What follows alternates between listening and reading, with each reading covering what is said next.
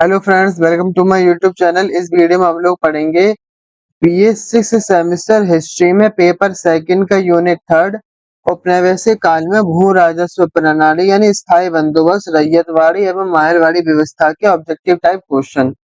तो शुरू करते हैं। पहला, जमींदारी प्रथा की शुरुआत किसने की? इसका उत्तर होगा कॉर्नवालिस ने। माहलवाड़ी प्रथा को किसने शुरू किया था? तो इसका उत्तर होगा हार्ड मैकेंजी ने। माहलवाड़ी प्रथा किसकी देखरेख में प्रारंभ हुई? मार्टिन वड की देखरेख में प्रारंभ हुई थी।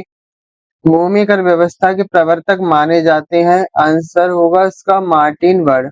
उत्तरी भारत में अंग्रेजी आर्थिक शोषण या लूट किस महत्वपूर्ण घटना के बाद शुरू हुआ या हुई? प्लासी के युद्ध की घटना के बाद। 1757 में प्लासी की घटना के बाद युद्ध के बाद अंग्रेजों ने अपने लाभ के लिए कौन सी भू राजस्व प्रणालियां अपनाई थी? इसका उत्तर होगा इजारेदारी प्रथा, स्थायी बंदोबस्त, बंगाल की स्थायी बंदोबस्त प्रथा, रैयतवाड़ी व्यवस्था, महलवाड़ी व्यवस्था। अब है सर्वप्रथम इजारेदारी व्यवस्था सन 1772 ईस्वी में किसने शुरू की थी? इसका उत्तर होगा वॉरेन हेस्टिंग्स ने।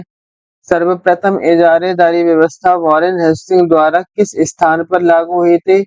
इसका उत्तर होगा बंगाल में। इजारेदारी व्यवस्था के संबंध में कौन सा कथन सही है? इसमें सबसे अधिक बोली लगाने वालों को भू राजस्व का ठेका दिया जाता था। इसका ये सही है। किस भूमि व्यवस्था को जमींदारी प्रथा या इस्तेमरारी प्रथा भी कहते हैं? स्थायी बंदोबस्त प्रथा को कहते हैं। अब है स्थायी बंदोबस्त व्यवस्था भारत में किस वर्ष लागू की गई? तो यह 1793 में लागू की गई थी। कॉर्नवालिस ने स्थायी बंदोबस्त व्यवस्था को सर्वप्रथम कहां पर लागू किया था? कॉर्नवालिस ने बंगाल में किया था, बिहार में किया था, उड़ीसा में। किस भूमि व्यवस्था के द्वारा जमींदार भूमि के स्थायी मालिक बन गए थे? तो स्थायी बंदोबस्त के द्वारा स्थायी मालिक बन गए थे, भूमि के जमींदार बन गए थे। स्थायी बंदोबस्त व्यवस्था भारत के कितने क्षेत्र पर लागू की गई थी? तो 19% क्षेत्रों पर लागू की गई थी। स्थायी बंदोबस्त व्यवस्था के संबंध में कौन सा कथन सही है? इसका उत्तर होगा इस व्यवस्था में कुल लगान का 10/11 भाग या 89% कंपनी को जाता था। शेष भाग 1/11 भाग था या 11% जमींदारों को जाता था। सूर्यास्त का नियम किस भूमि प्रणाली से संबंधित है? यह स्थायी बंदोबस्त में था सूर्यास्त का नियम। सूर्यास्त कानून के संबंध में कौन सा कथन सही है? इसमें इस कानून को स्थायी बंदोबस्त व्यवस्था में 1794 ईस्वी में लागू किया गया था। इसके तहत जमींदारों को निश्चित अवधि के अंदर सूर्यास्त से पहले राजस्व कंपनी को देना होता था।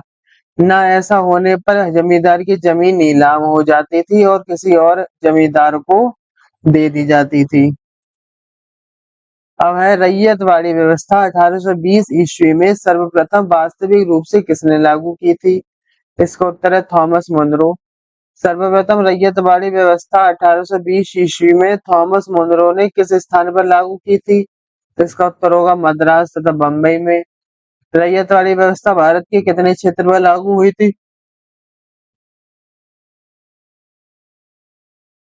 इसका उत्तर होगा 51% क्षेत्र पर।